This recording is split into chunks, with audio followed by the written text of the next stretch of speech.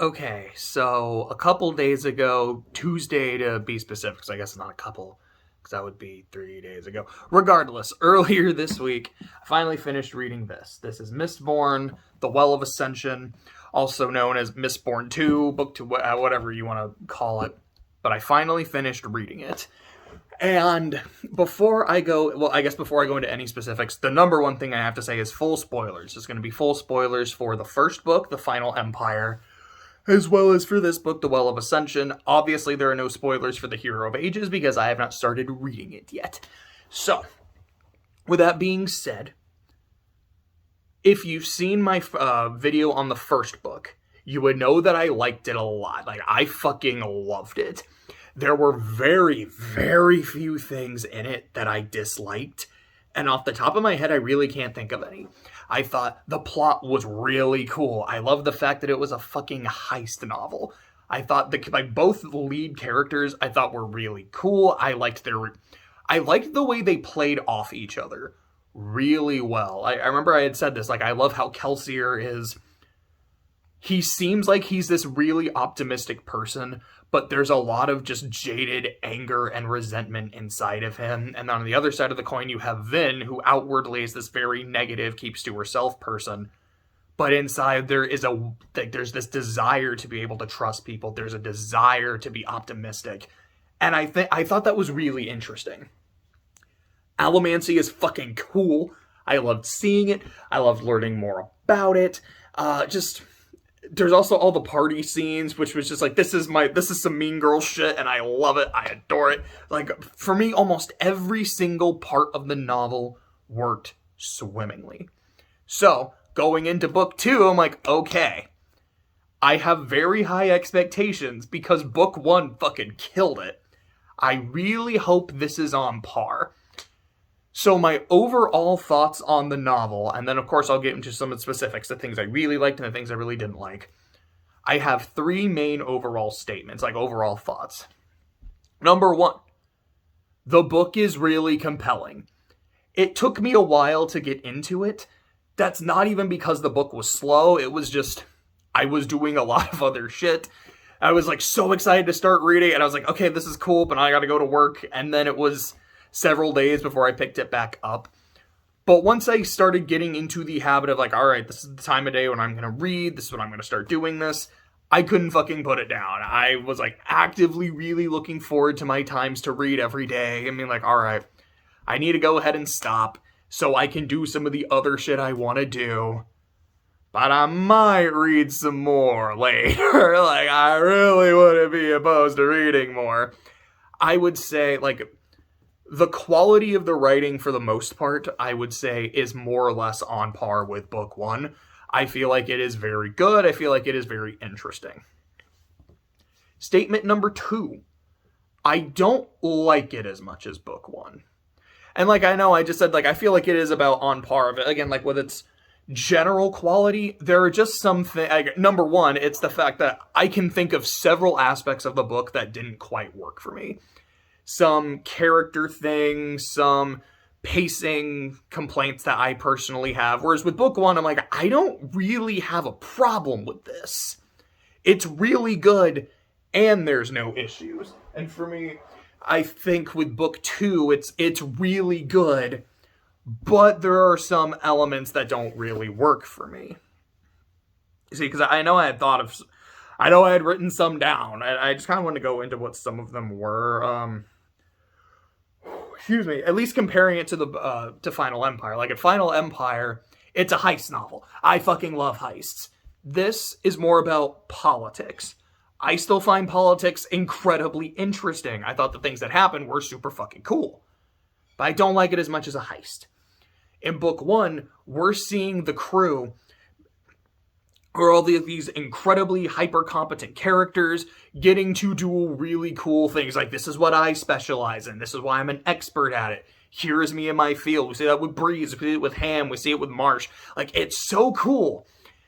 In this book, not nearly as much. It feels like they're still there, but they're very clearly out of their depth, which makes sense in the context of the narrative. But did I enjoy reading that as much? It's like, I still enjoyed reading it, but did I enjoy it as much as seeing them in their element in book one? For me, not as much. There's the fact that Kelsier's dead. It's like, this is, as much as I really did like Vin, because I do like Vin a lot in both books, Kelsier was my favorite in book one. It's like, all right, we've lost my favorite character. I'm probably not going to like it as much. And to me, overall, there are just a couple elements that don't quite work. Whereas for me, like I've said a few times, book one doesn't really have that. So like, well, it's still really good. I don't like it as much as the first one. And number 3. As much as I really like the book, I feel like I have to keep stressing that because there's going to be some parts where I am complaining and I'm like, this part sucks. This thing is dog shit. Fucking Zane. But as much as I like it, I felt disappointed with it. And I feel like that was because, for me, part of it was my own expectation going in, which I will acknowledge. Part of it is also how the first few chapters were set up. What I was thinking was going to happen is, okay, there is the siege on Luthadel by all these other armies, and our main characters are just trying to hold firm, like, what do we do? How do we negotiate with this guy? Or it's like, how do we negotiate with this guy? This is going to be a problem. Then another dude shows up. They're like, okay, this is an interesting wrinkle. What do we do here? And then another person, okay, what do we do here? I'm like, okay, this is really interesting. This is really cool. The book is called The Well of Ascension, though. And like, we've talked a bit about lore. It's kind of sprinkled in every few chapters or so. So when are we going to leave Luthadel to go find the ding-dang thing? Because I'm really looking forward to that. Like, I saw a lot of Luthadel in the first book, and I'm seeing more Luthadel here. I get the more kind of claustrophobic vibe of it because you're under siege. But I also want to see the other dominances. I want to see what it's like in Terrace. These first few chapters with Sezd, when he's seeing how the mist is actually, like, killing people, and he's, like, visiting villages that are struggling because the Lord Ruler is gone, and piece of shit, the tyrant that he was, he kept things working. There was a sense of order. There was protection. And now that's gone, and the people that he oppressed are wondering when he's coming back. This is super fucking interesting. I can't wait to see more of this.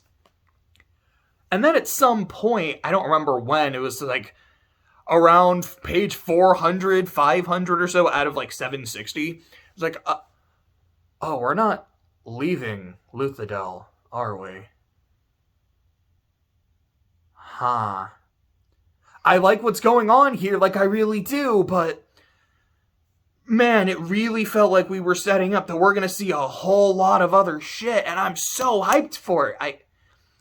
I guess that's just not happening. And then around page 600, like, alright, well, looks like we gotta go on our adventure. Like, alright, it's pretty fucking late at this point, but sure, at least we're gonna get to see some of it, and you barely see anything, because not long after they start their journey, they're like, oh shit, we should probably turn around and go back to Luthadel, which in context makes sense. I'm like, I just felt like I was getting blue-balled the entire book. But again, important to say, the shit in Luthadel is really good, for the most part. There's parts I don't care for, but like, it's really good and really interesting. But I wanted that adventure. I am assuming, and that's what got me into trouble with book 2, but I am assuming that's what Hero of Ages is about. It's like, this is the one where we get all of our adventure. It's like, book 1 is the heist, book 2 is the siege and the politics, book 3 is the cool adventure. So it is very possible that I will read the Hero of Ages and go, okay, I got everything I wanted from the Well of Ascension here, so I'm no longer disappointed with the Well of Ascension. I might still have my other problems with it, of course, which, again, we'll get to. I know I keep saying that. I really do feel like, having finished this book, I'm still very much looking forward to Hero of Ages, but I'm now kind of like, the book has some kind of heavy lifting to do. Because I think book 1 is phenomenal, and you can kind of read it on its own. Well of Ascension, you really can't. There's a lot of shit that happens, and the ending is very much, we are setting up book 3. So, if book 3 delivers, fantastic trilogy, and Well of Ascension, like, you did good, kid. If it doesn't deliver, for whatever reason, I might think it's too long. I mean, I think it's a little bit shorter than Well of Ascension, but it's like, I might think it drags. I might not like the antagonist. I might not like the sub, blah, blah, blah, blah. If I'm like, if this doesn't deliver, I think I'm going to be a lot harder on book 2 then, because I didn't like what it was setting up. But I would say those are kind of my 3 major thoughts on it. Book is really good. It's not quite as good as book 1. And as good as it is, I still kind of felt disappointed. But, with all that being said, I want to talk about the shit I liked. Like, I want to talk about the positives. Then I am going to talk about the negatives. But let's start with the positives. The reasons I say I really like the book. So number 1, it's Vin and Elend. This book, for better and for worse, this is the Vin and Elend show. And I like both of them a lot. I like how in this book, it is about both of their journeys to become leaders. You have Vin, who, after Kelsier died, he became he was always the survivor, but now he is essentially a god. There is a church of the survivor. And they now worship Vin. They call her Lady Air. It's like, you were the one the survivor trained. Now that he's gone, we look to you. You were the one who was going to, I can't say like, save us from the Lord Ruler, because that already happened. But there's also that too. It's like, you were the one who killed the Lord Ruler. You killed God. We look to you. If you support that kid, Elend, to be your king, we support him too. Because we, like, anything you do, like, we worship the ground you walk on.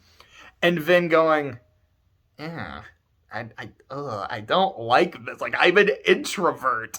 Why? Why are you treating me like this? Like, Kelsier was always someone who, like, much as I love him, he was kind of an arrogant bastard. It's like, yeah, he was the kind of guy who would want to be worshipped and want to be revered, and I never really liked that part of him, and no one else in the crew did. I don't want to be like Kelsier in that way. This feels wrong. But as the book goes on, kind of developing that sense of leadership and understanding, like, if these people are looking up to me, I do feel like I have a responsibility to them. Because I want to be able to help them. Like, I get where Kelsier was coming from. Not in the sense of, I want to be revered and remembered. But if they look to me, like, they need someone for hope. And if I can give them that, like Kelsier did, then I'm doing a good thing. And then you have Elend, who, his whole story is going from an idealistic boy into a man trying his best into becoming the fucking king. I like his development a lot. I think it might be my favorite element of the... Okay, I really like the political shit, quick pen. But I like what they do with him a lot. I like his sessions with... Was it Tin Whittle? Was it Tindy Will? I don't actually remember. I think I kept pronouncing it Tin Whittle, but I don't think that's actually correct, so I do apologize for that. But her giving him lessons like, this is what it means to be a king. This is how a king should look. Like, look at you. Your fucking hair. We gotta get that shit cut. The fact that you're, like, always slouching. Sit up straight. That's how a king is supposed to look. What's with you in this dusty old suit? That's for a nobleman. You're a king. You have to wear a king's, like, regalia. Like, have a robe and all this shit. A king needs to be able to fight and inspire. So you need to actually take your lessons in dueling seriously. Because even if you're not the best fighter, it doesn't matter. You cannot be a liability. The way you talk, the words you say, this is important. I loved that shit. And then seeing it slowly, like, work into him. And it's like, yeah, the way he moves, the way he talks. There's a few moments where I think Ham kind of, like, told him, he's like, Elle, I don't know if you've noticed this, but the men, like, the guards and shit, whenever they know that you're coming around, they act different now. Like, they will stand up straighter. They will pay more attention. They want to leave a good impression on you because they're really starting to respect you now. On the one hand, kind of like, I mean, better late than never, I guess. Like, they didn't respect me before. But he also is understanding. He's like, yeah, like, I don't know if I really was worthy of respect before. And, sorry, brain stopped for a second. It's like, I wasn't really worthy of it before, but now I am. I don't just deserve their respect, I am commanding their respect, and I'm gonna do everything I can to fucking keep it. While at the same time, never losing his way. He's like, I care about my people. And that's the thing, they're not just the people, they are my people. Whatever I can do for them and their best interest is what I gotta do. Even if it's not in my own. And like, one of the scenes I really like is, so he gets ousted as king because while writing the laws, he's like, I mean, what if we have a tyrant? Like, there's gotta be a way for the people to peaceably overthrow him. So he put that in there. They used it against them. And I remember Tin Whittle's reaction was like, you fucking didn't. You, as the king, wrote in your charter a way for you to be deposed. Why? How are you this stupid? How are you this naive? It's like I'm working with fucking SpongeBob over here. Like, come on, man. It's really funny. There's a scene later, so like for a few chapters, he's like, okay, now that I've been deposed, we have to elect a new king. So I've been changing. I've been trying to become like a better king, like look more the part, act more the part. So I am going to make sure that I am one of the people that is in contention. And when enough time passes, if no one is elected by a 2/3 majority, it reverts back to me.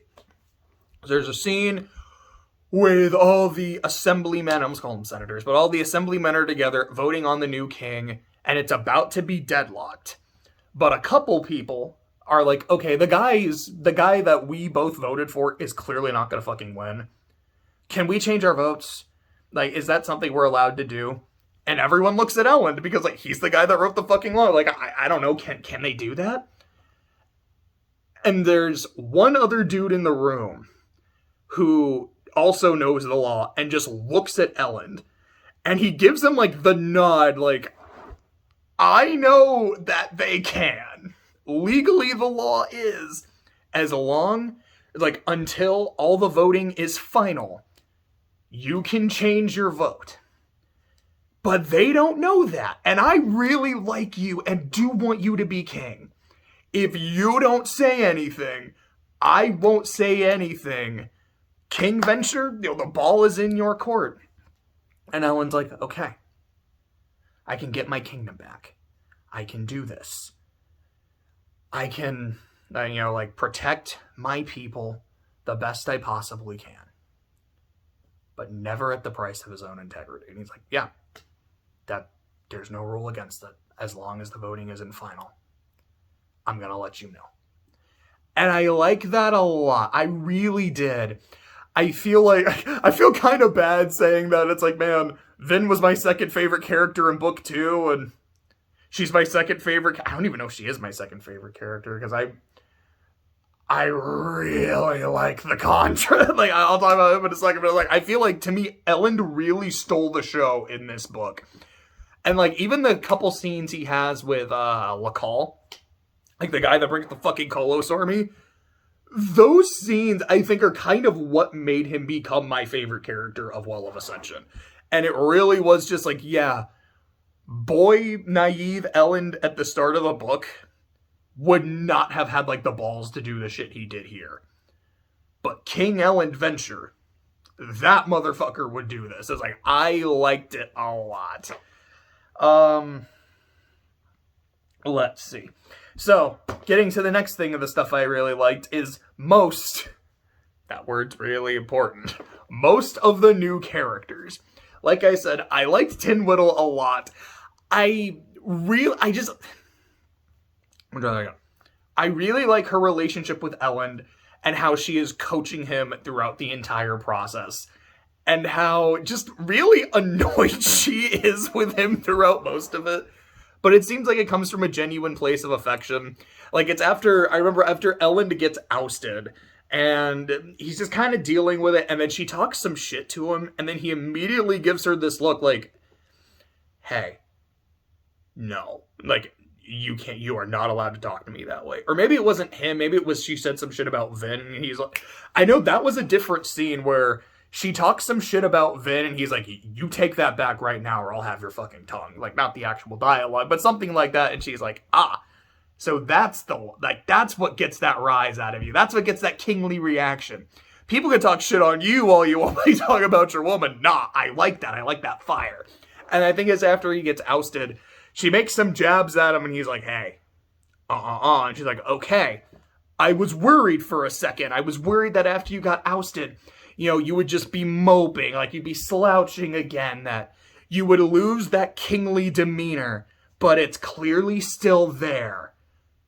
We can still work with this. Now, you might be fucked. I don't know if you're really getting your kingdom back, but we can maybe work with this. I liked that a lot. Her relationship with Sezd, because she is also a keeper, she's also a terraceman, and the two of them have a romantic connection.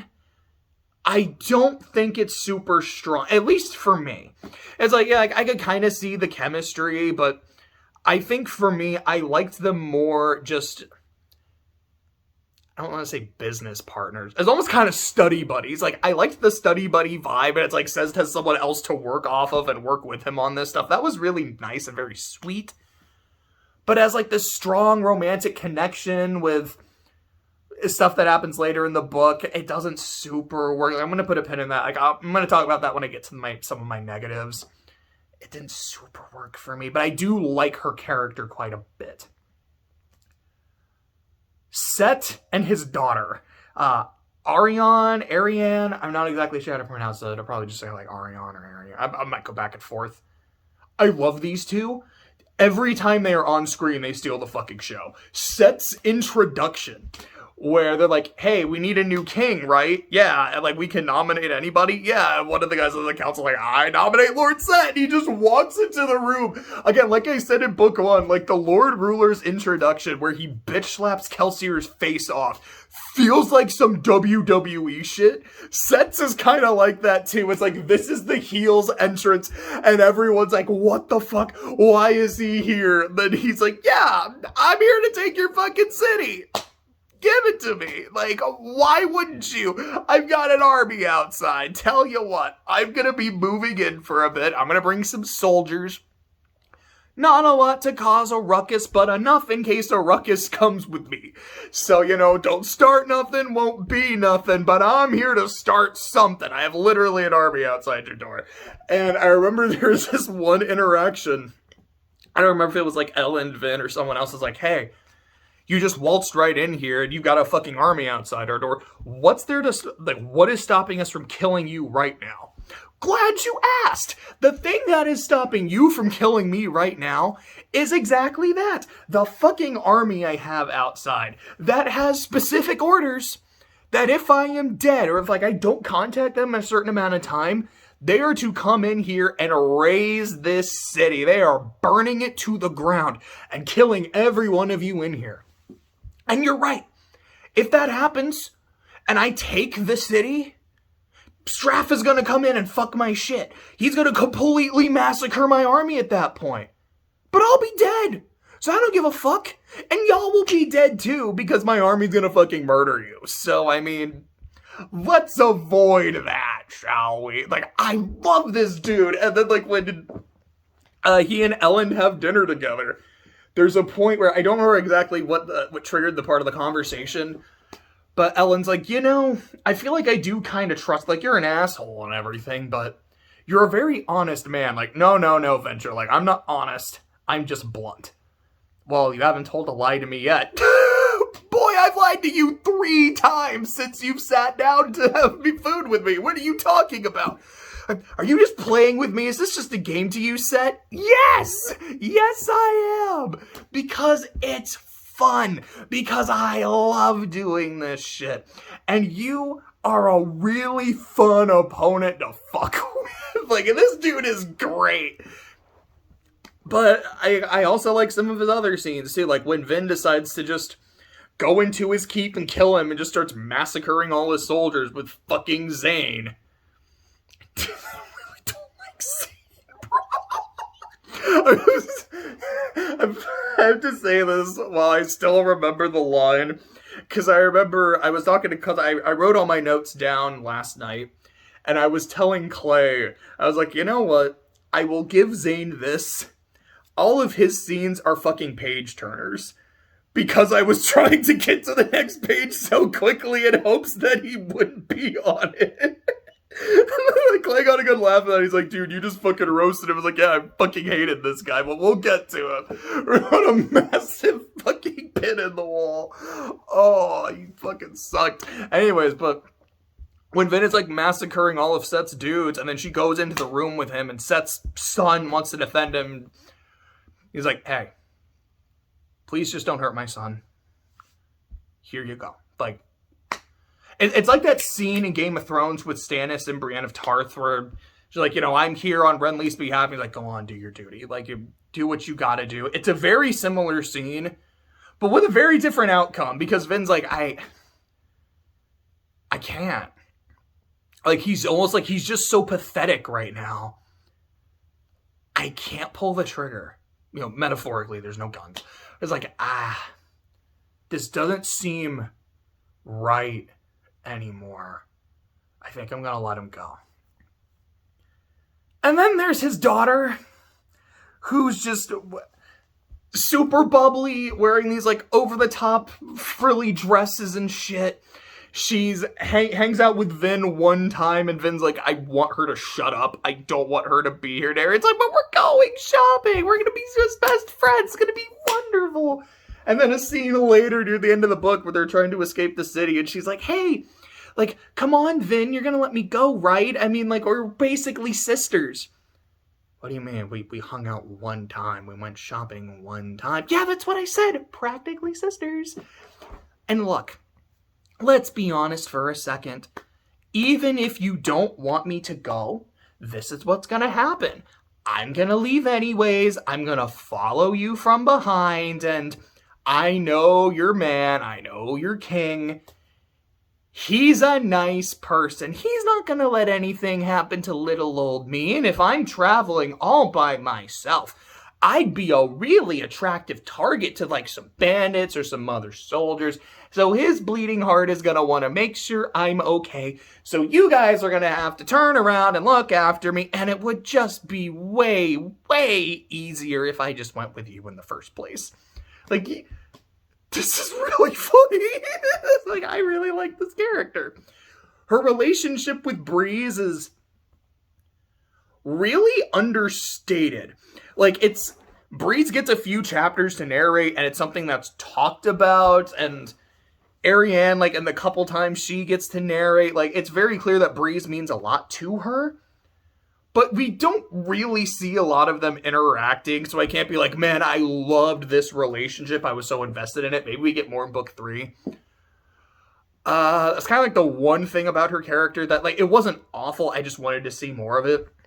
But there's also this one fucking scene, but, like, she does clearly care about him a lot. She's like, okay, Dad, I am here, I got out of there. I really want you to use your army to fight for Luthadel. Because I really love one of the men that's in there, and Seth's like, I don't want to fucking do that. That's a bad idea. And then at one point, in like a later chapter, I think what happens is Seth's like, I really don't want to do it, but I'll tell you what. We'll see what happens, and then we'll kind of aid whichever army is winning to make it look like we were here to help, so they'll give us a better deal. She's like, okay, sure. Maybe it'll give my man a chance. And then later when Seth's like, yeah, I ain't doing shit. Those Kolos are a problem. Ariane's like, okay, fine. So she just starts running ahead on her horse. And she's like, by the way, Dad, I'm gonna just go. And if you don't want anything to happen to me, you should probably bring some soldiers to protect me. And then keeps on going. He's like, I fucking hate my kid. Come on, man. It's like, it's a really funny scene. Like I said, the two of them, for me, whenever they're on screen, they fucking steal the show. They are fantastic. And then, this isn't technically a new character, but or Sir. Also, by the end of the book, known as Tensoon. Because there is technically a chapter in the Final Empire where Straff is talking to his Khandra. I am assuming Tensoon... I don't remember if that Khandra was named in Final Empire. I never checked. I am assuming that is also Tensoon. For most of the book, Orsur is believed to be Lord Renault. And then near the end of the book, you find out that he was actually the traitor for the whole Among Us plot, which I'll talk about in a little bit. I guess, pen on the wall. But since even when you didn't know the twist, you were essentially meeting Lord Renault for the first time. Like, this is the actual person behind the disguise. So while not technically a new character, for all intents and purposes, this is a new character. Possibly the best character in the book. I liked Tensoon a lot. I liked learning... I guess I'll kind of combine it with this other positive as well. Learning this additional lore, like, these are what the Khandra really are. This is how they work. Here's kind of some shit about the contract, what they are bound by, was really fucking cool and interesting to me. And he's like, yeah, like, as a Khandra, I am just a slave. And a lot of my masters don't treat their slaves very well, especially because of how dangerous a Khandra is. They see me as a monster. They see me as someone who can just maybe one day kill them and take their place, because they don't understand the limitations I have, the restrictions I have. So this is how they treat me. And Vin, who for a good chunk of the book is like, I just fucking hate you because you ate Kelsier. And I think it's, like, horrible. And there was something else. I don't remember the other thing that she's like, this is kind of my other thing with Khandra. Once he starts talking about, like, this is what I've been through in my existence, she's like, huh, that's... You know, that's really similar to me before I grew up and before I, like... Or as I grew up and before I learned about allomancy. Just having to make yourself smaller and do everything you can to make sure you are not a threat, so your master doesn't beat you, or worse. And even though you do this, you know there's a non-zero chance they're going to do it anyway. And, like, the more he talked, the more she kind of shut up and listened. And then when she started talking, he was kind of like, oh, she actually understands. And how their relationship went from just, like, mutual just kind of disdain into it's like, no. They've become a duo. They've become homies together. And there are parts where it's like, okay, he is actively going above and beyond what he is contracted to do because he likes her. Because they've become homies. Especially at the end when he betrays Zane. You're like, okay, that was awesome. There's like I said, I fucking hate Zane, so it was especially cathartic. But, like, just his development throughout the book, to me, it's, like, as good as Ellen's. Maybe even a little bit more. Like, you can make that argument, like, this dude is fantastic. Good shit. Just the politics. I really liked it. You know, I love the whole Battle of the Five Armies shit. You've got, or, like, what is it in Game of Thrones? The War of the Five Kings. You've got Elend.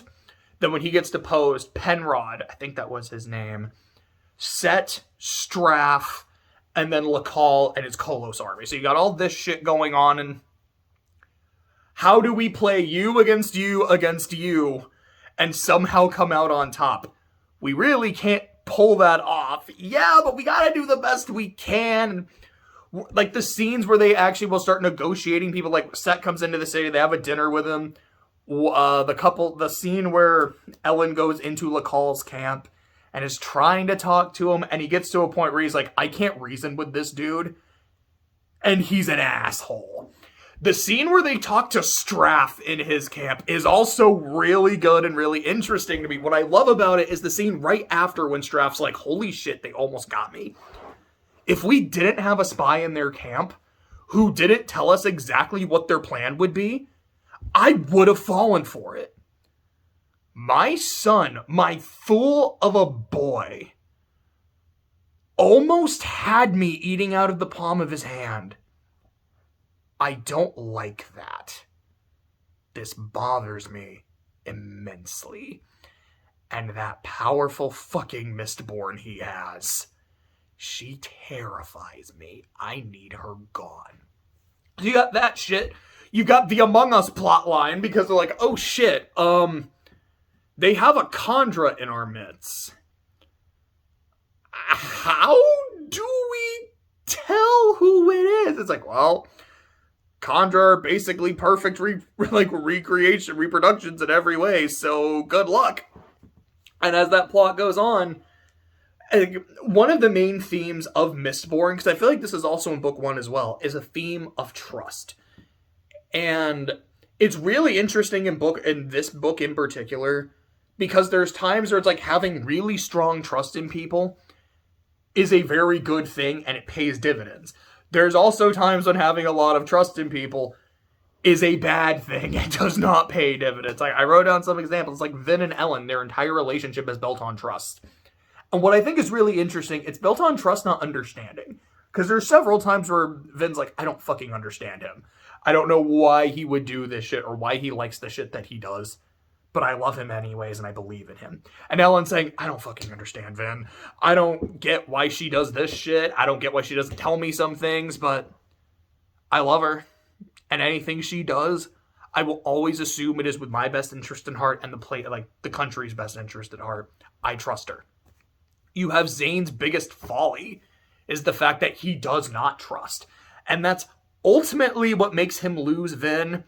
You've got Straff, who, despite him being someone who doesn't trust, he does ultimately put his trust in the wrong person and it nearly gets him killed. You have this entire Among Us plotline about who is the imposter. And Vin having to distrust all of her friends.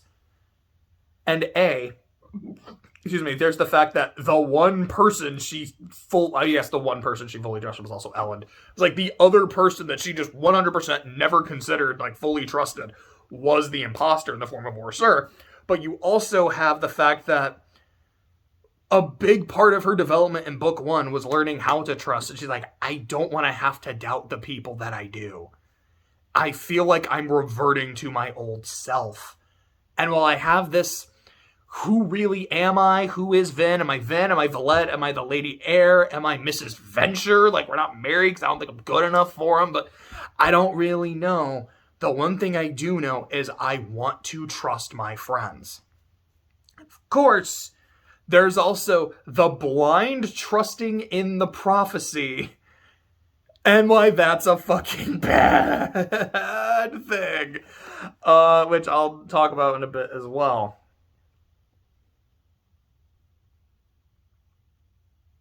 Yeah, sorry, I just want to say, what were some of the other just political stuff I wanted to talk about? But, that's a lot of it. Just, a lot of the political maneuvering is okay, I've been ousted. The fact that even happened, it's oh, okay, things seem to be going well, but now this is really bad. This is another political element we have to deal with. How do we get Ellen re-elected? How do we try to, get all the support back? When all the armies are starting to do shit, I really think Straff's decision of, okay, what are you gonna do? I'm going to pull, Set's gone, so it's me and the Kolos army. I'm going to pull back, let the Kolos attack. And then, after they've fucked up the city, and they've lost some of their own numbers, then I can come in, kill the Kolos, and I'm no longer seen as the conqueror of the city, I'm seen as its liberator. I saved it from these monsters, and they will love me. Which a lot of other characters are this is probably something you should do. This makes a lot of sense. I think it was specifically Zane that was dude, why aren't you fucking doing this, idiot? And he's you bring up a really good point. All that shit was really good. And then I just have a list written down of, what did I call it? Just hype shit. Which some of it I've already talked about. Just some specific moments or ideas. I was that's fucking dope. Let's see what we got. We've got, Vin fighting assassins at the start of the book. Pretty much any time she fights Zane, whether it's just their, sparring matches with Allomancy or their end fight. The scene where Straff is dying of poison, he survives it. But, that shit was really satisfying to read, because fuck that dude. I like him. He is horrible and completely unsympathetic. But there are times where someone just becomes such a massive piece of shit, you just love to hate on them. And it's like, I can't wait to see you get your comeuppance, you unsympathetic bastard. So talking about that, Vin gets a fucking buster sword and just cleaves him in half vertically. That was beautiful to fucking read. You've got the scene where Ellen goes into Lacal's camp and just basically looks him straight in the eye, calls him a bitch, leaves, on his way out, kills Akolos. The scene where later he executes Lacal is just really fucking cold-blooded and like brass-balled. It was awesome. The scene where Sezd is at his gate defending it to the last man, that was metal as fuck, like from the Kolos. I loved it. I've said Set's intro. I have literally just Ariane in general, just because of how much I enjoyed her character. A lot of the scenes with Tin Whittle, like, fucking with Elend and making him a better king. The scene in Straff's camp, especially with Vin, like, you got Elend trying his best to appease his father. And then when he realizes it isn't working, saying, okay, you know what? I tried to be the carrot. Now I'm gonna be the stick. Vin, do the thing! And Vin just starts using, like, incredibly powerful emotional allomancy on him. And it terrifies Straff. Like, that shit was cool. There's a scene where Vin headbutts a dude so hard his head explodes. That was beautiful. I loved that shit. Somehow I did not write that down because I didn't remember it. But I was like, no, that shit was fucking cool. And the wedding. So for most of the book, Elend wants to marry Vin. Vin does not want to marry Ellen, not because she does not love him, but because she's like, I'm not good enough for you, blah, blah, blah. So finally she gets to a point, she's like, I'm going to be decisive. I know what I want. Elend, do you love me? Yes, I do. Okay, we're going to get married now. I'm ready. What? Like, there's a lot of crazy shit going on, Vin. Don't know if this is the time. Elend, let's do this. Says, come here. Okay, what do you need? Can you marry us? Like, you know religions that'll let you marry us, right? Yeah, okay, what's the shortest one? This one. All you have to do is, like, profess your love to each other. Okay, Elend, I love you. What? Yeah, I love you. I want to marry you. Now you do it. Okay, I love you too. I want to marry you. Cool, you're married. I loved that. I really, really did. Now, part of it is because of just how funny it was. Like, all right, we're going to speedrun our fucking marriage. It's very endearing. Like, this is so Vin. Like, just be as efficient as possible. Like, I was giggling the entire time. But also, like I said earlier, this book is the Vin and Elend show. And I like them a lot. I think their relationship is very sweet. Like I said, it's built on their mutual trust of each other, which I think is something that's very beautiful. And after all of just the shit in the book and all the like, I'm not good enough for you, I'm not good enough for you, which I can't stand. I find that kind of annoying. Seeing them both get to a point where they're like, this is what I want, and what I want is you, and to make you happy. Seeing it come to fruition was fantastic. The last positive thing I want to say about the book, I feel like at this point, my video is now about as long as the Final Empire. Probably because I've been rambling a lot, especially at the beginning of the video. I haven't even talked about the negatives yet. Oh boy. Is some of the lore shit. Like I said, like learning more about Khandra, that was a big one. But also the Kolos, like they're these big... I kept imagining blue people from Avatar, because they're like, okay, they have blue skin, and they're fucking massive. And I was also talking about, it's like the way they grow, it's like their bodies are outgrowing their skin, and their skin's kind of like sagging and stretching, almost like they're these giant cadaver kind of shit, which is really cool. I was basically just imagining the blue people from Avatar like that, with just like really weird baggy skin, not quite fitting. So I imagine them as more very thin than very like thick and well built. I think that was probably how they were described. It's just how my brain works. But I do think, like, conceptually that's really cool. Like, they only feel two emotions, boredom and rage, and when they feel one for too long, they start to feel the other. There's scenes where it's like they'll just murder each other in camp, but then just be like, yeah, this is why I did it, and then everyone's cool with it, and Ellen does the same shit. Like, everyone just looks at him. He ate my horse. He's like, I thought of the first thing that came to mind. They're like, yeah, that's fair. Just kind of, I think they're actually kind of cool. Also, yeah, they have giant fucking buster swords. That is fucking cool.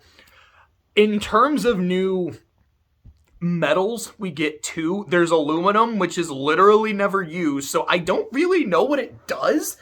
It was something about, like, it lets you hide your metal, and, like, I thought that's what copper did. So what the fuck does aluminum do? But you have an alloy of it, duralium, which what duralium does is whatever metals you are currently burning outside of the duralium itself immediately all gets used up, but in like one super move. Like if you're burning pewter, which makes you physically stronger, tougher, more reflexes, you can flare pewter, just like make it run a little bit stronger, but it won't last as long. Or you can use duralium, which is just super pewter for a second. I've been watching a lot of Symphogear. It's like, okay, think Hibiki punching a fireball, or like the fucking jet engine train car punch. That's some duralium burning shit. But, like, I thought that was cool. I will say, there just wasn't as much to explore in terms of metals because we already took care of that in book 1. So the sense of discovery overall in book 2, for me, wasn't as strong. It's just one of those things where, like, what it is here in book 2, it's really cool. I think it worked a little bit more in book 1 personally, but still cool shit. Some of the other shit, though, because in book 1, you are slowly reading the story, like the logbook of the Lord Ruler. Like, this is the man who became God. And then by the end of the book, learning, oh, this isn't the man who became God, because that other dude murdered this guy. Now you get to read the perspective of Quan, who was the holy man who found him. We also get his name now. His name is Alendi. I don't think he was ever named in book 1. Alendi is the man who was going to be the hero of ages, who was believed to be the hero of ages until Rashek, who actually became the Lord Ruler, fucking killed him. You get Quan's story of this, like, I believed him to be the hero of ages until I didn't. And now I'm at the point where he can't go to the Well of Ascension. Alendi needs to be stopped. And the shittiest part of it is, I believe he is a good man. If he genuinely believes that the hero of ages has to give up his power, he will do it. And he has to be stopped. It's something that is brought up, like, throughout the book, like the Sezd in 10 chapters, where they're hanging out, doing their studying about this. They talk about that. They're like, this is, like, there's times where, like, they notice, like, a page is missing, or, like, part of a page is missing.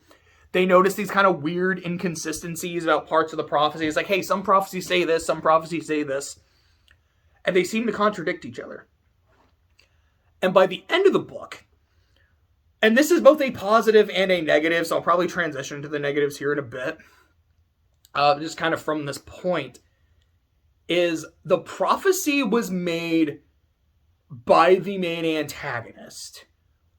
Whatever it is, I know it is called Ruin. I don't know if that was said in this book, but like the tiny little preview of book 3, that's what they call it. Which I guess I'll call the devil, I'll call God. I'm not really sure. I mean, I guess it is in this book called God in the Zane chapters. But it is this creature that is, or force entity, whatever the fuck, that is super powerful, but is not at full power. It is sealed away. So, to unseal itself, what it did was created a prophecy that, oh, you know, like, there's some shitty shit, like, the deepness, or whatever the fuck, which I guess it literally sent the mist to go, like, hurt people and whatever the fuck, while sealed away. It's kind of why it's a negative for me. I'm like, wait, this thing is sealed away, but it can do all of this insane shit? How? Like, it's literally just been revealed that this exists. So book 3, that's kind of why I'm like, book 3 has a lot of heavy lifting to do. It has to justify how powerful this thing is and make it seem believable, make it seem cool, and not just pure bullshit. Because by the end of book 2, I feel like it's kind of bullshit. But regardless, while sealed away, it made a prophecy that there would be a hero of ages, you know, someone that will defeat this great power, blah, blah, blah, blah. And whenever someone seemed pretty good. Like, when it was like, hey, the signs seem to point to this person. Ruin, while sealed away, would actively change and rewrite the prophecy to fit that person. Because Quan even says, he's like, it's... At first I thought the sign, like, it was him because they kind of, like, it fit. And then as we went deeper and further along, they fit a little too well. To the point where it's like, yeah, like, I get it. Like, if you're prophesying the great hero and the great hero comes, of course the prophecy is going to make it sound like it's fucking him, but this was weird. And then when Sez starts to think, like, maybe Vin is the hero of ages, he's like, it's starting to sound a little too close. This is weird. Because what Ruin wants to happen is that someone will go to the Well of Ascension, give up the power, like it is foretold the hero will do, but instead of saving the world, that will release Ruin. Which conceptually, I think is a really interesting idea. That, like, the villain wrote the prophecy, and that by fulfilling the prophecy, you are fucking over the world and not saving it. That is really cool. The idea of the prophecy changing to fit, to, like, really specifically tailor to a specific person, to make everyone believe them so that they believe it and they do the thing they gotta do, which helps the villain, is a really cool and interesting idea. Again, like, blindly trusting can be a bad thing. You blindly trust the prophecy, fucking, you release Satan. However, like I said, it's sealed away and it can still actively do this. How powerful is it while sealed away? How powerful is it going to be when it's released?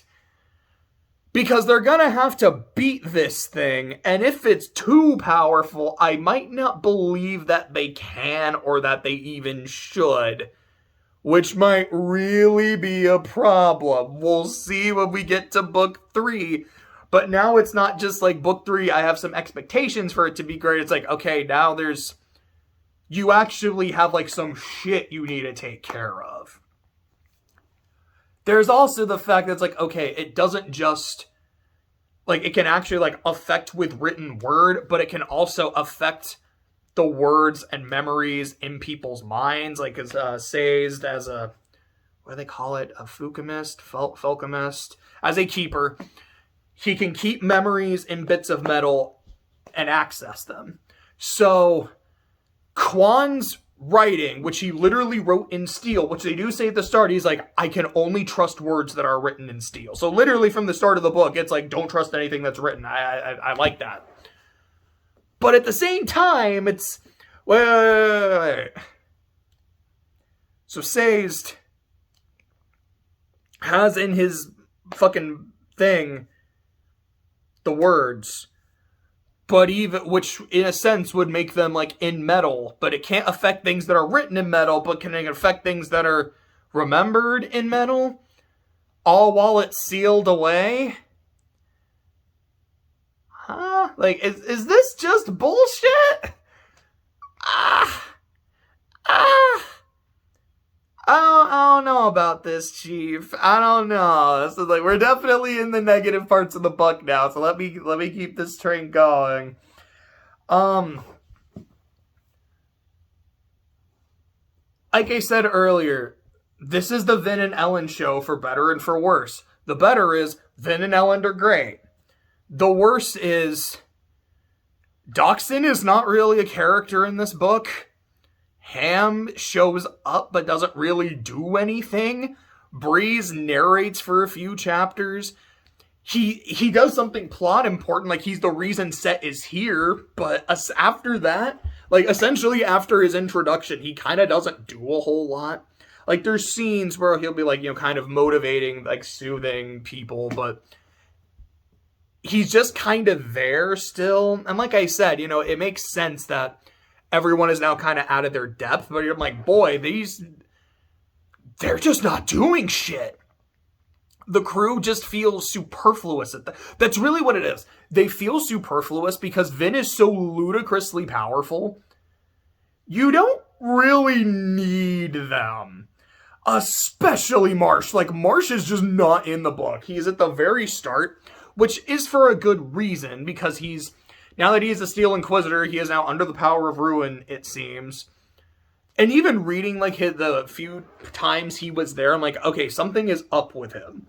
He's not all there. He's not okay. Like, Marsh has always been, like, more kind of to himself, a bit more secretive, but even for Marsh, this is weird. I am assuming that being... like, even though he was turned into an Inquisitor and he was still himself, the longer he's been one, the more it is actually fucked with him. I can believe that, and it seems that to be true.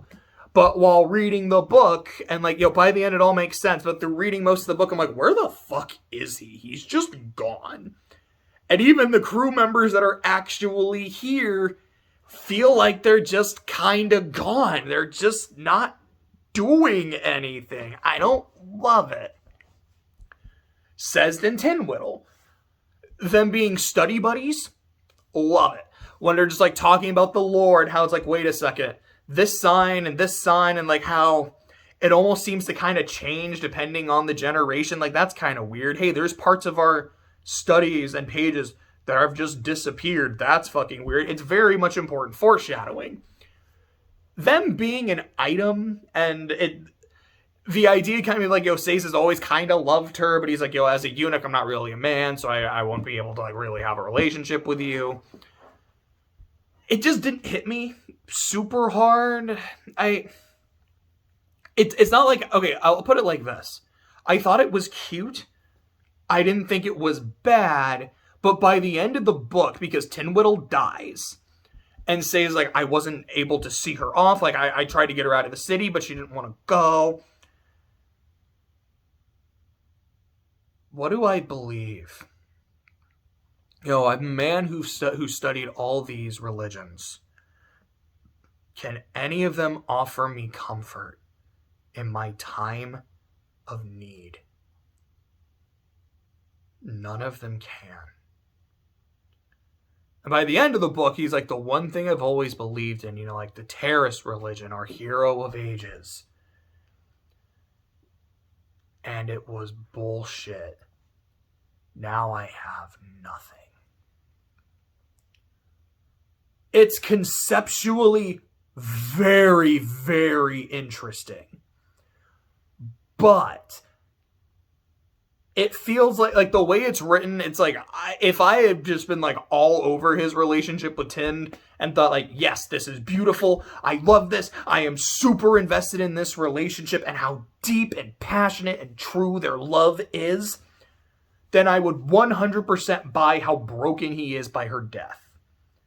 But because their relationship for me wasn't as strong, it's like, okay, I get it, I do, but I don't know if I buy him getting hit by it like quite to this degree. To put it like some of his other friends died. Doxson and Clubs both die in the battle.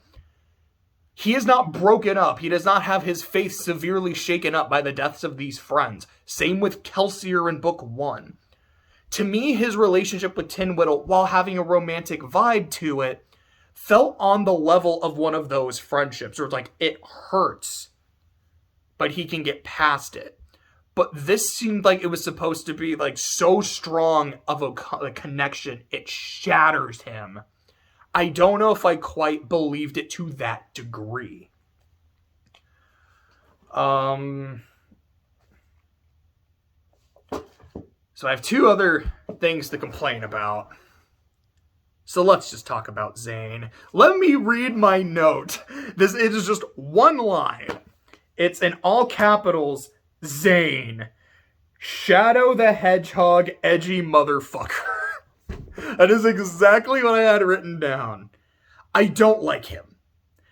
He actively brought the book down for me. Not when he's fighting. Like, that's really it. It's like the early part where he's just the Watcher. This Allomancer, we don't know anything about him besides the fact that he's Mistborn. We don't even know like what his allegiance is. We don't even know what his fucking name is. Sparring with Vin, and she has another Allomancer to work off, or another Mistborn. She's like, this is really cool, this is really fun. I loved that shit. That was awesome. Then I get the first chapter from his perspective, and it's dog shit. Just his entire thing of hearing the voice of God, which by the end of the book is like, oh, this is ruin. This thing that is sealed away that can still communicate with people and talk to them, is telling him to kill people. And he's just like, the voice of God is telling me to kill. But I don't want to do that. I have to deal with this all the time. This desire to kill these urchins that are so beneath me. And there's a scene where literally his urge to kill Straff is so strong that he takes a knife, cuts himself with the knife, and flares tin so he can focus on the pain. Because it's what, it makes him sane enough. And his name is Zane, which rhymes with pain, and it rhymes with sane, which he isn't because he's Zane. That's the actual dialogue. But like, that's how it feels. Now, conceptually, that's not an inherently bad thing. He's like, dude, like, I'm kind of freaking out. I need something to calm me down, and as fucked up as it is, like my own blood, my own pain, like it can kind of, help me. Happens to Vin all the time, where she's in a fight, she's kind of getting fucked up, she's like, okay, I need to flare my tin so my pain, like, really heightens me, and it kind of gets me back into the moment. It's not a bad concept, but it just comes across as, it feels like Sanderson's like, I really want to write, like, a really cool, dark, brooding, edgy character, and for me, he doesn't work. His relationship with Vin, I really, really hated it. Because what they're going for, it's him. I mean, I guess maybe like his editors and too. Like what Sanderson seems to be going for is Vin is caught between two ideas, Elend and Zane. I can't even say that Elend is stability given all the shit that happened, but it's trust and understanding. Magic and trick. I guess they kind of are the magic and trick of this book. Anyways, point. It's Zane, essentially, anytime they're actually interacting, he's like, you don't belong in their world, Vin. You belong with me. You belong in the night. You belong with the mists. They can't understand us. They don't know what it's like to be us, to be as powerful as they are. Like, the freedom that comes with the night. You belong to them. You are their tool. You are their slave. But you can be better than that. That's basically what every interaction between them is, like, with him spouting that shit. Which, it just bothered me. It was like, we're doing this? Like, I like the idea of Vin and Elend just kind of working through their relationship and it becoming stronger. But it felt like we're trying to make a love triangle when there doesn't need to be one. Because I never felt that Vin actually ever felt anything romantic for Zane. If anything, it was the idea of having someone who understood what it was like to be a Mistborn appealed to her. And she's always liked the night. She's always like flying around the mist. She's like, that's really cool. And like that sense of freedom is dope. But did she ever really feel like she was being used and controlled by Elend? No. She even says that. There's like one time where she's like, I mean, kind of maybe, but I'm fine with it, so it doesn't really matter. It just felt like in a book with a lot of shit going on, a lot of character shit, a lot of plots, a lot of subplots, this weird faux romantic thing with Zane was just wasting my time, if I'm being honest. Like, that was how little I cared.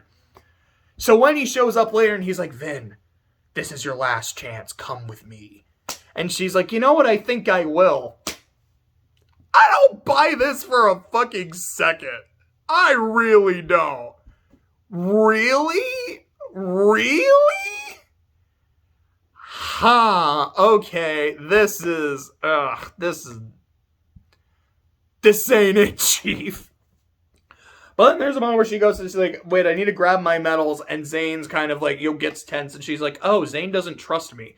Elend trusts me, though. Elend is wonderful. I'm going to stick with him. Fuck you, Zane. And Zane's like, you were supposed to save me. You were going to save. You're the only person the voice tells me not to kill. So I thought you would save me. But since you rejected me, you have to die. It's like, you toxic ass, entitled ass, nice guy ass, gaslighting ass, and edgehog looking ass motherfucker. Shut up. I was so happy when she killed him because I just thought, I don't have to read Zane anymore. I don't have to deal with this shitty subplot or this shitty edgelord character. Thank God.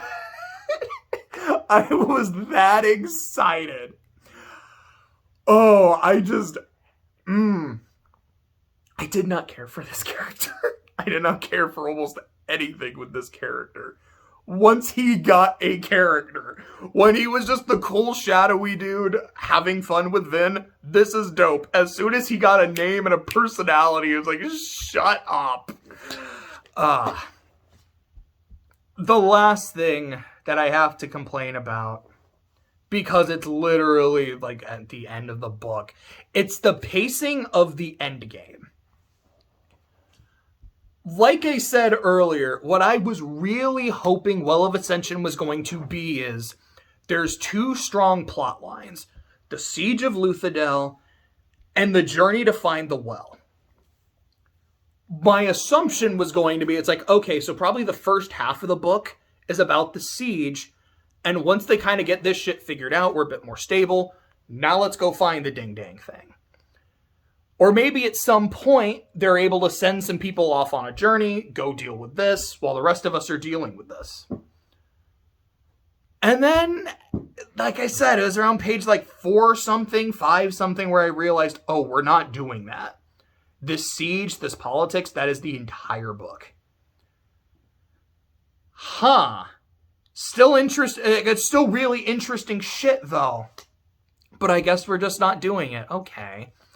And then around page 600, Sez gets the crew together, minus Elend and Vin. He's like, okay, guys. Let's call a spade a spade. We're gonna fucking die. Either the Kolos are gonna kill us, or Straff is going to kill us. Either way, we are going to not live. But I think we can all agree, Vin needs to survive. She is ridiculously fucking powerful, and if she stays in the city, she'll die. But if we have her go, there's a chance. And so, like, we are all willing to die for our ideals.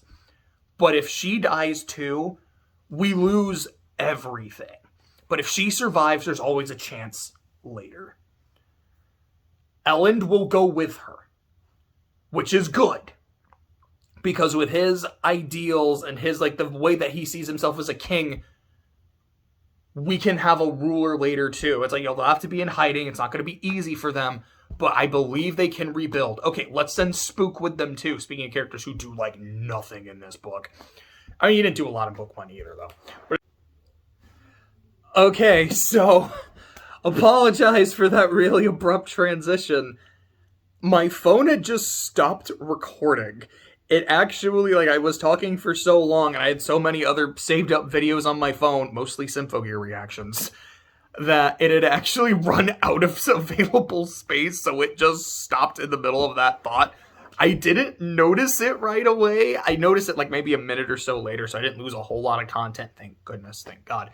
But here we go. Let me go ahead and finish, which I felt like I was really on a roll. Like, I was feeling all my frustration build. I was in the zone, and now I'm just kind of like, all right, well, I do want to finish that thought, so here we go.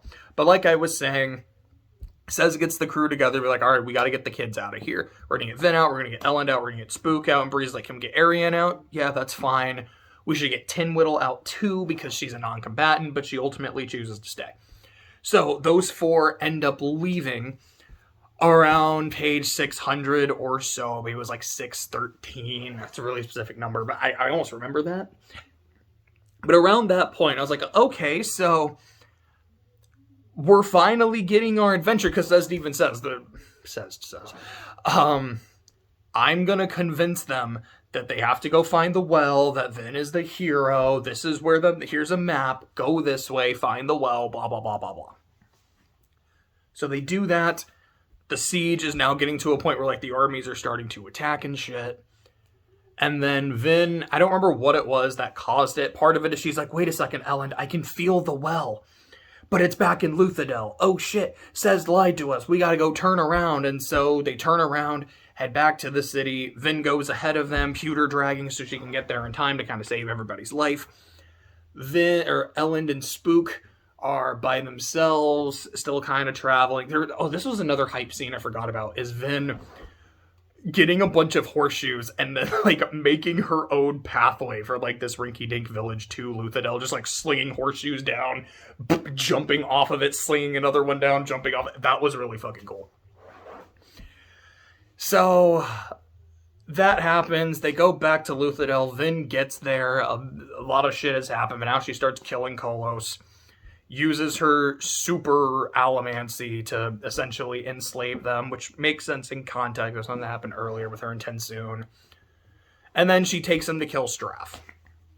By the time this is done, we're at page about 700, more or less, maybe a little more, out of 760. Then the last 60 pages are Sez starting to realize, wait a second. Maybe something is actually off with the prophecy. Holy shit. I need to fix this. Vin going to find the well. Kind of, at least to me, it felt like she just sort of magically found the way to it and found the ATM and shit. I was like, this feels a little bullshitty, but okay. They find the thing, the Mist Spirit shows up, which it's shown up a few times. It's not super bullshit that it shows up. Stabs Ellen. Ellen is dying, and Vin goes into the well, and she has a chance to use the power to save Ellen. She's like, no, I have to give it up. Does what she's supposed to, which triggers the thing showing up, and Ellen doesn't die because he snaps, and it's revealed that he's now a Mistborn. Oh, also, when Sez is trying to go after Vin, Marsh shows back up for the first time in, like, 700 pages. And is like, oh, shit, I have to stop you and I have to kill you. I don't really know why, I just have to do this. It feels really messy. It's like I feel like the Siege plotline comes to a satisfactory ending, and then it's like, okay, now we have to speed run the lore ending because we only have like 60 pages. Okay. I feel like a lot of shit just kind of all happened at once. And I don't know how much I liked it because, like I was saying earlier, I don't know how much of this I really think is bullshit. It's conceptually cool, but it feels bullshitty, and I don't like that. Ellen snapping, I fucking hate. I really do. They talk about it in book 1, where Vin talks to Kelsier. She's like, hey, do you think he could be a Mistborn? No. I know he's not an Allomancer. If he was, he would have snapped already. There was an attempt on his life. He survived it. If that's not going to get him to snap, I don't know what will. Because there were points reading the book where I kind of thought, it was like, he is not an Allomancer. There's that part of him that's like, I really wish I could be. Like, it's super interesting. I could be more helpful, but I guess I just don't. And how Straff's thing, he's like, Ellen is so useless. I wanted to just make more Allomancers, have my own little private army. It's like, are they setting up that he's going to be one? No, we talked about this already in book 1. There was a perfect time for him to snap, and he didn't. Also, there's the shit where he went into Lacal's camp and murdered a fucking Kolos and was almost killed by one. That didn't get him to snap. When he was in Straff's camp and his father, was trying to actively kill him, that didn't make him snap. The, emotional trauma of being deposed, not as strong as some of these, that didn't make him snap. What about, that story he tells about the Ska woman he laid with when he was in, a 13 or so, and then she was, she was murdered, and Straff did it to kind of, teach him about power and responsibility and blah, blah, blah, and how it fucked him up, for life. That didn't make him snap. There's potentially an argument that Ellen was genuinely not an Allomancer, and it was only because he was in the proximity of the well. And it's like, when Vin gave up the power, somehow that gave him Allomancy, and that doesn't make any sense to me. Now, if it had been she kept the power and used it to give him something, I could buy it. But essentially she's like, I'm taking the power and I'm not going to use it. I don't think that makes sense. The way it reads, it genuinely feels like this was his moment where he snapped.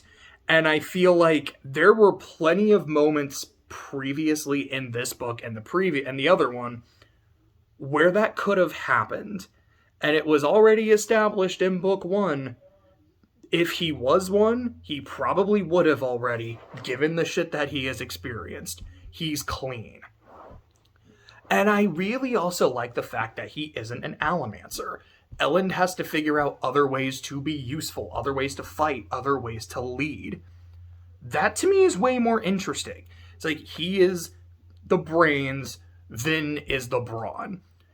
Now also, Elend is remotely capable of fighting, so like there's a little bit of brawn. And in this book, you do see Vin doing a lot of like studying, theorizing, so she can be the brain as well. It is not just Uga and Unga.